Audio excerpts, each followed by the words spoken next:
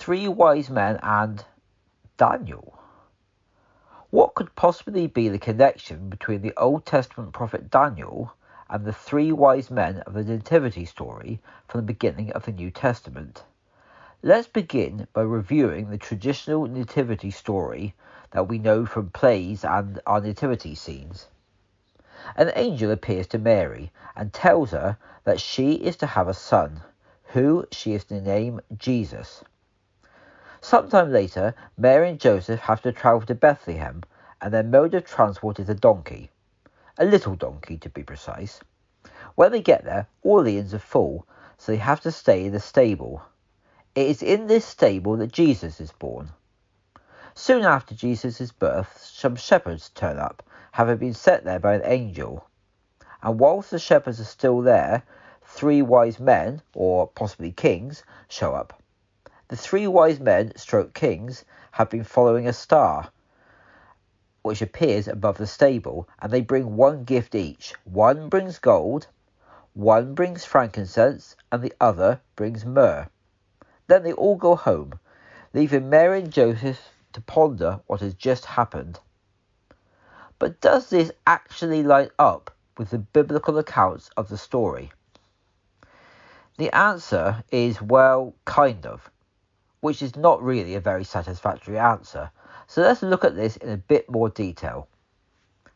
Jesus' birth is recorded in the Gospels of Matthew and Luke, and the combination of these two accounts gives us a complete picture of events.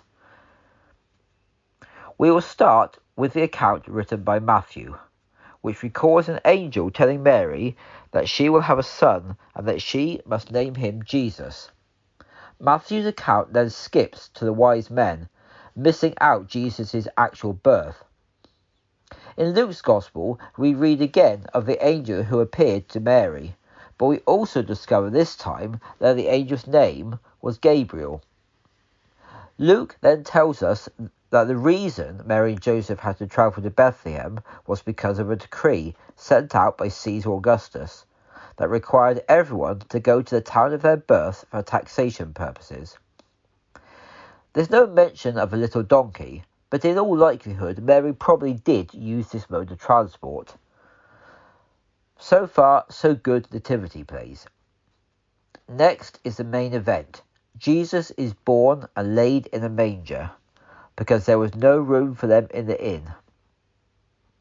After that, we get to the shepherds. In chapter 2, verse 8, Luke tells us, "And there were in the same country shepherds abiding in the field, keeping watch over their flock by night." As per the nativity story, an angel appears and tells the shepherds that Christ, or the Messiah, has been born, and gives them instructions on where to find him. "And this shall be a sign unto you, ye shall find the babe wrapped in swaddling clothes, lying in a manger."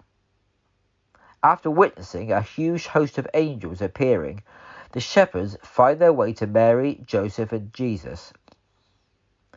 In nativity plays, this is when the wise men show up, or kings. The first thing to note here is that there is no mention of them being kings.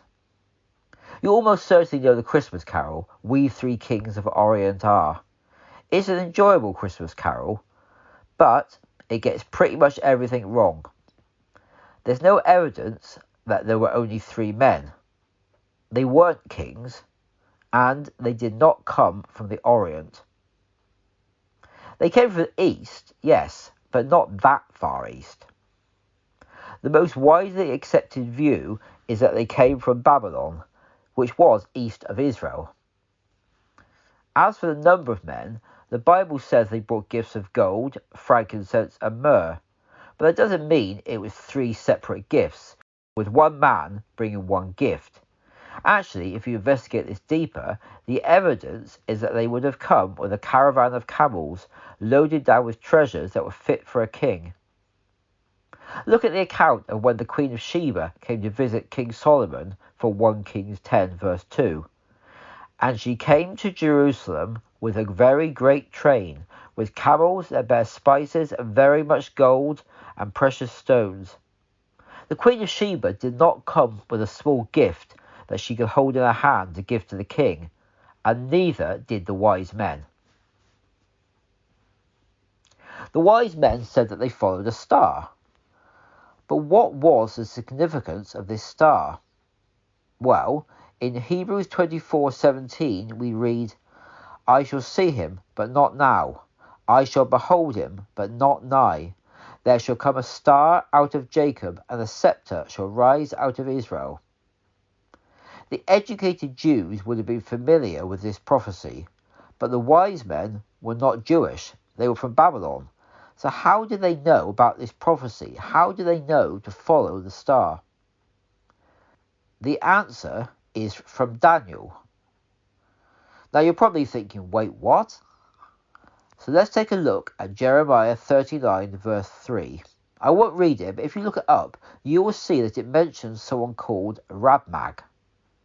But actually this isn't a name, it's a title, and it means head of the Magi, i.e. the wise men of Babylon.